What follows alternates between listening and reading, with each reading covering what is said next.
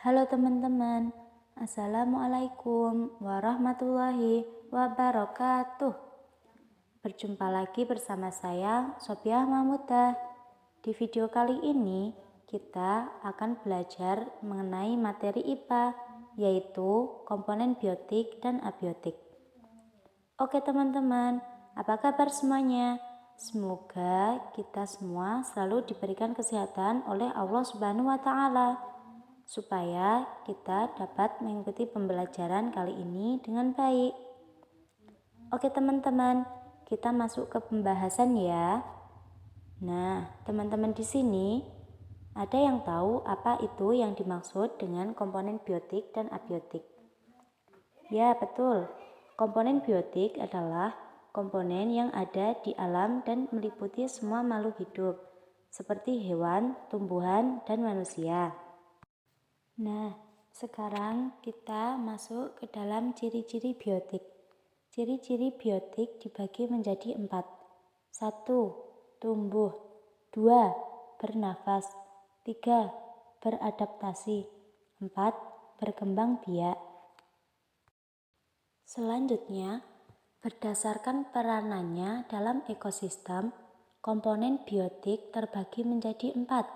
1. Produsen, yaitu organisme yang mampu mensintetis senyawa organik dari bahan senyawa anorganik memakai tenaga dari energi sinar matahari. 2. Konsumen, yaitu makhluk hidup atau organisme yang mendapatkan bahan organik dari organisme lainnya. 3. Dekomposer, yaitu pengurai yang berfungsi menguraikan organisme menjadi bahan anorganik. 4. Detritivor, yaitu organisme yang mengonsumsi sisa-sisa organik dari bahan organisme. Berdasarkan cara mendapatkan makanan, komponen biotik dibagi menjadi 2. 1. Autotrof, yaitu membuat atau mensintetis makanannya sendiri. Misalnya, seperti tumbuhan hijau berperan sebagai produsen. 2. Heterotrof, yaitu memanfaatkan organisme lain sebagai makanan, misalnya binatang. Oke teman-teman, sekarang kita lanjut ke dalam komponen abiotik. Apakah teman-teman di sini ada yang tahu apa sih yang dimaksud dengan komponen abiotik? Ya, betul. Komponen abiotik adalah seluruh unsur yang tidak hidup dalam ekosistem, seperti tanah, air, dan udara.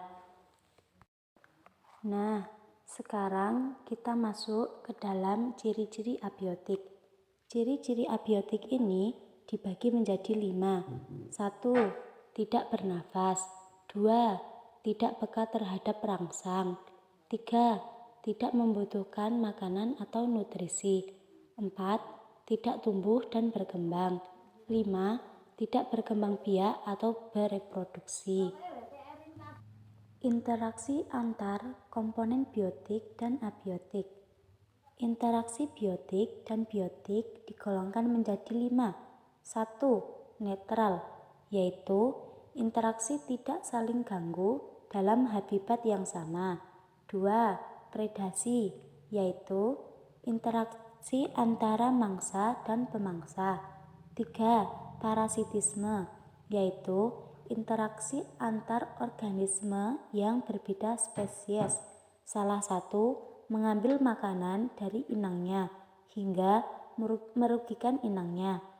4. Komensalisme, yaitu interaksi dua organisasi yang satu diuntungkan dan yang lain tidak dirugikan.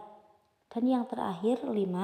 Mutualisme, yaitu interaksi antara dua organisme yang saling menguntungkan.